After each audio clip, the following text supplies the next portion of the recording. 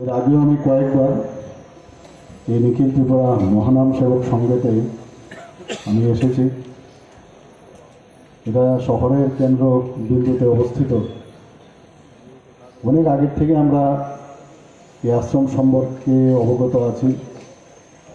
Doctor KL রায়ও আমার মনে আছে, উনি সাংঘাতিকভাবে এর সাথে যুক্ত ছিলেন।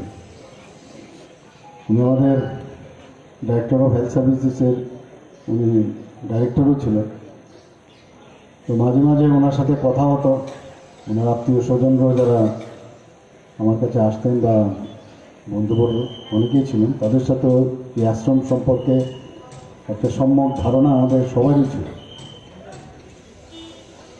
এবং এই ধরনের যে সেবামূলক কাজ, সত্যি এটা একটা সবসময় একটা দৃষ্টান্ত সমাজের মধ্যে ওনারা স্থাপন করেন। এবং আমরা সবাই জানি যে ধর্মের কথা যদি আমরা বলি, ধর্ম কাজের মাধ্যমে আমাদের পরিচয়।